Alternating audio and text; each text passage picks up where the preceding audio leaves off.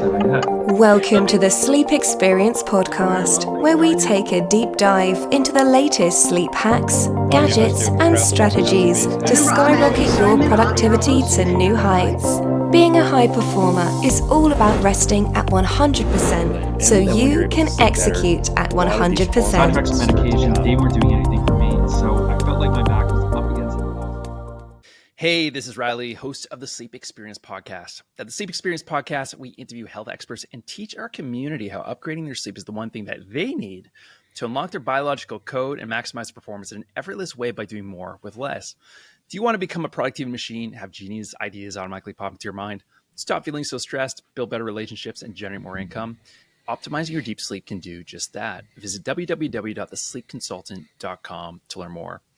My guest today is Mika Lowe. Mika is the owner of Simply O3, an ozone equipment company that's helped thousands of clients and patients feel better, become more energized, and live their best lives. It all started when Mika when his brother developed a brain cancer and became a guinea pig for the medical institutions. It left him without the same critical thinking processes he once had. That's when Mika started looking for alternatives. And that's when, in the middle of nursing school, Mika came across ozone therapy. Discovering how much it helped people with gangrene, infertility, strokes, Lyme disease, and more, he quickly became an enthusiast and advocate. Then becoming a journalist on behalf of ozone therapy, working with many doctors and leading Simply O3, Mika is on a mission to reduce suffering all over the world. Mika, welcome to the show. Yeah, thank you. Appreciate you having me on. Yeah, I really appreciate you having me on. And I really like, what you're diving into with this ozone and, these typical things that people may have not heard of before.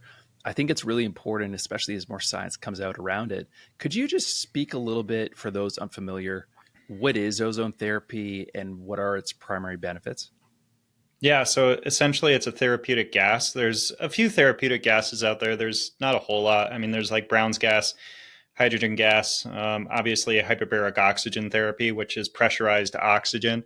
There is another one called ozone therapy. So ozone gas is O3. So it's pretty similar in its makeup to oxygen being O2, ozone being O3, but it has that extra oxygen atom on the molecule, which makes it really unstable.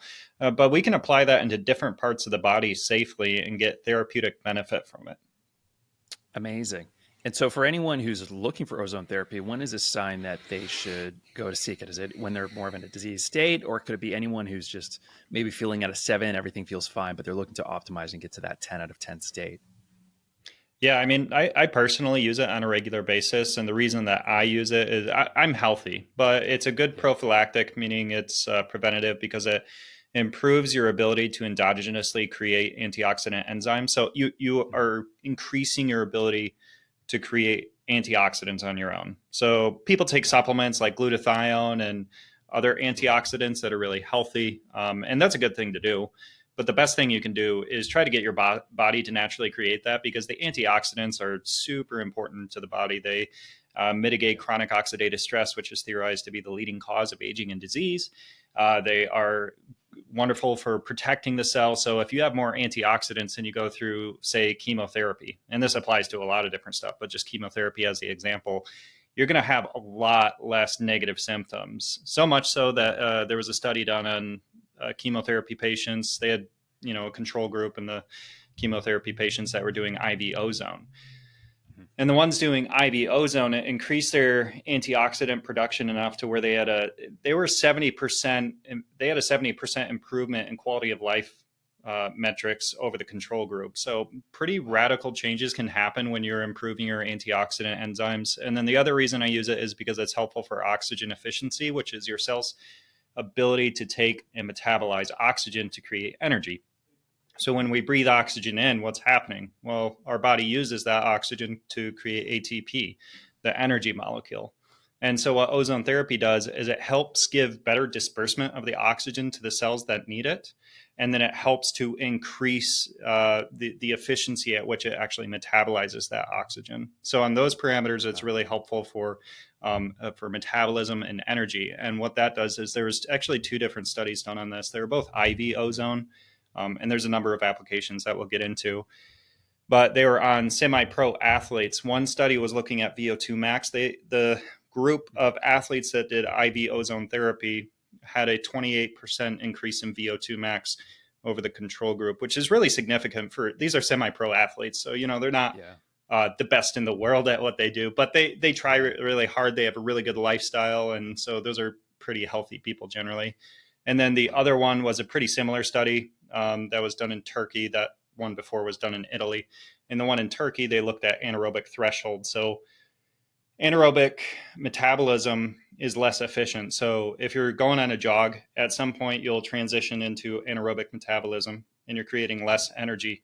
You're building up more lactic acid. And we need it. But ideally, if you're doing a stamina sport like basketball, soccer, long distance running, you stay aerobic as long as you can because that's a more efficient energy production system. So what ozone therapy does is it increases the anaerobic threshold, it pushes it up, and therefore you can basically work out longer. So in that study, I can't remember the exact percentage of the anaerobic threshold increase, but they had a increase in max running time was 20%. So, and that was also in semi-pro athletes. So those are the reasons I use it. That's for me. Yeah.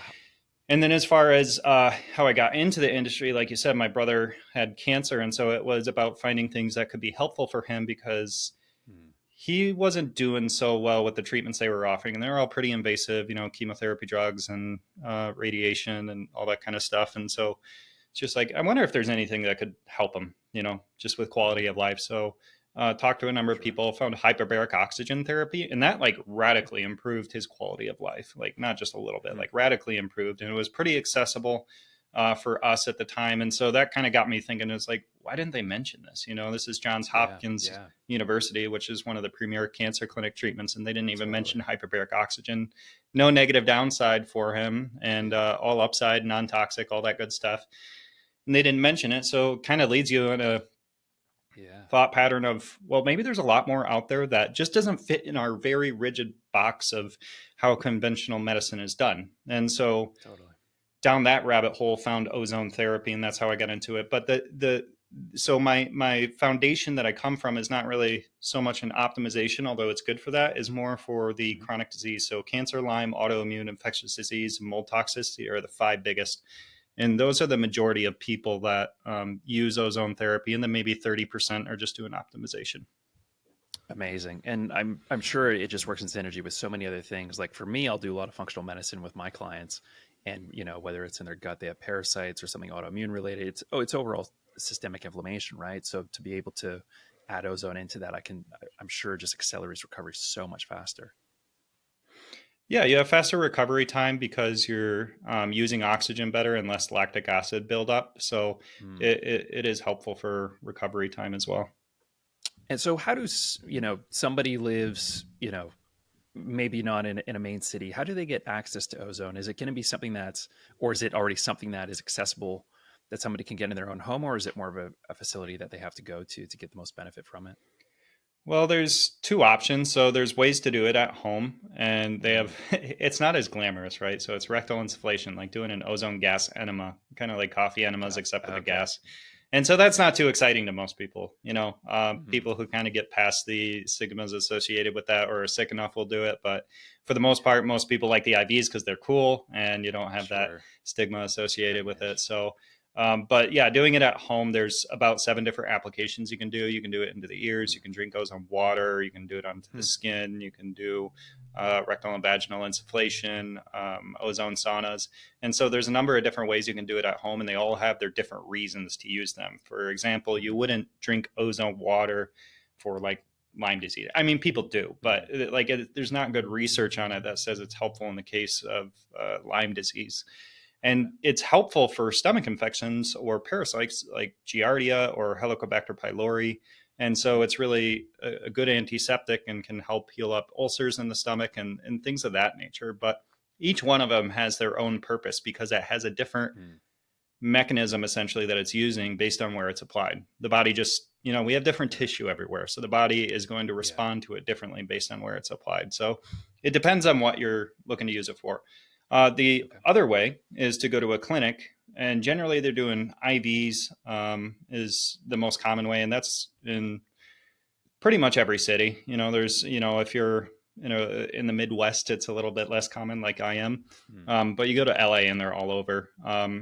And so you can find it if you just Google ozone therapy near me. You can find a clinic that has it. And they also do in the clinic, they'll do injections for joints. So you've, of course, heard of stem cells for joint regeneration, Sure. PRP for joint regeneration, BPC 157 for joint regeneration. And so it kind of fits into that same tier of joint injections. And so practitioners will use a solution called Prolozone, which is B12, procaine, dextrose, I'm forgetting the fourth ingredient in there, but they inject this solution and then they'll chase it with the ozone gas. And that actually has pretty good success rate for things like herniated discs. It's like around a 68% success rate. And it's a lot less expensive than doing stem cells. I think stem cells are still good, but it can be a less expensive alternative. So most of the practitioners that I've talked to that use ozone injections, PRP, and stem cells, they kind of work their way up. So if they can get the patient to respond at the less expensive treatment, that's ideal. And then they'll kind of graduate up to stem cells if they're not getting a response. And so that's usually what that looks like. But yeah, the IVs and the ozone saunas in the clinic are the most common. Yeah, that's great. I love how there's so many different applications, but it does make sense. Stick with the low-hanging fruit first and then go up from there. How many sessions does it take the average person? I'm sure on session one, they'll notice a lot of benefit. But if somebody's more in that disease state, what does that sort of time frame look for them to get better? Or is that just an indefinite thing to continue doing? Yeah, some people do have a really good response on the first treatment in the sense that they feel better. But typically it's like between treatments 4 and 6 that they actually get like a pretty good noticeable response. So it does take a little bit of time because it has a compounding effect because we're essentially putting this mild stressor into the body and the body's responding to that by making itself stronger, kind of like exercise, ice baths or sauna, right? So we're using what's called a hormetic therapy and the body responds to that and strengthens. But typically it did, like for athletes, they have to do 4 IV ozone treatments every 2 months to get the results that I was talking about with those 2 studies that were done. So it's 4 treatments every 2 months on a protocol that uses 200 mil of blood. So they pull out 200 mil of blood, infuse ozone gas, and then drip the blood back in. And that's how that works. And then for somebody that's sick, I mean, honestly, it's good to do ongoing, but the most common, like this is kind of a broad brushstroke because it's going to be individual to a degree and depending on the indication and the severity of it and all that kind of thing. But people will generally see some sort of result or positive effect between 4 and 12 treatments. Okay. If it's more than 12 treatments, a lot of time, it's kind of like, I don't know if this is going to be super helpful. Right. Makes sense. And would that be one every week, one every month? What is it typically for most people? Yeah. So since it's kind of a compounding effect, like I was saying, where it's like it builds on itself, it's ideal to do it in a tighter window. So if you can do it once a week, up to twice a week, you're going to get a better result than if you do like every other month. Yeah, so definitely. if you can, decrease the amount of time, but you don't want to do more than 2 in a week. Yeah, absolutely. Kind of knows the same thing with cryotherapy, and the shorter time frame, for that systemic inflammation can help a little bit with that too. How about transformations? Other transformations you've seen? Any that pop into your mind that have been, sort of that stand out to you throughout your journey? Yeah, I mean, there's a bunch on our website, drzone.com, drsozone.com, through different pages. They're not all cataloged on one page, but just going through the website, you'll see quite a few. But yeah, one of my favorite ones was Amber, and she was a stroke patient. So she lost her ability to speak and was paralyzed on the left side of her body. And then after introducing ozone therapy, she actually gained that function back.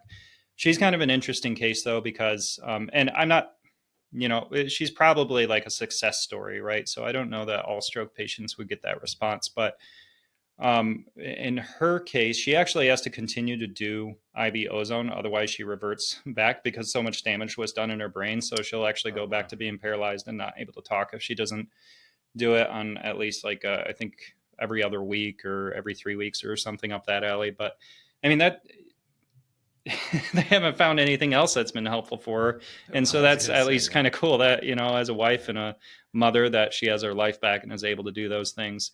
There was this other call I had that was really cool, that it was I wasn't getting on the call to talk about ozone therapy. In fact, I didn't even know this lady knew about ozone therapy. It was for something totally unrelated.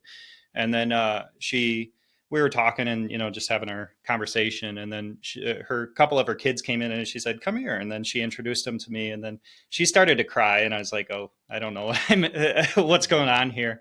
And then she said, well, I was infertile for a really long time. And I had tried like lots of different clinics and all the different methods to try to have kids. And I was unable to have kids. And I found ozone therapy through some of the stuff that you've been putting out there. And then I tried it and I was all of a sudden able to have kids. So she has 2 kids now. And so that was really cool, seeing that. And there's Dr. Jeff Baker out of Idaho that actually does a lot with recurrent miscarriages and infertility and ozone therapy. And so you guys can look them up if you're interested in that. But yeah. And then a lot of really cool transformations in terms of Lyme disease and mold toxicity. A lot of those people have depression, brain fog, pain, a lot of, and the symptoms can get really bad. So there's been a lot of really tremendous success stories there.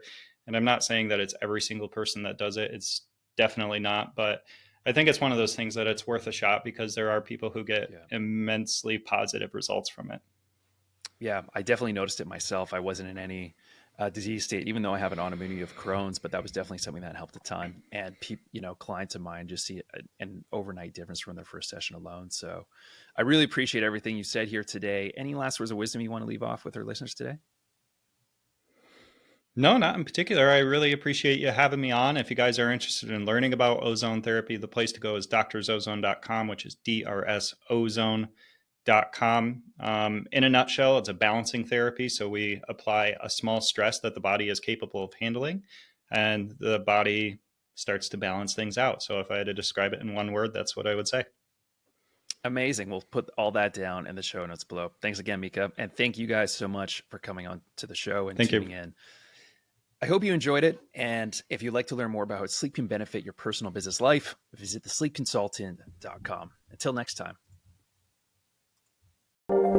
Thanks for listening to the Sleep Experience podcast. We'll see you next time on next week's episode. Be sure to subscribe and follow us to get future updates on everything sleep, energy, focus, stress, and better performance.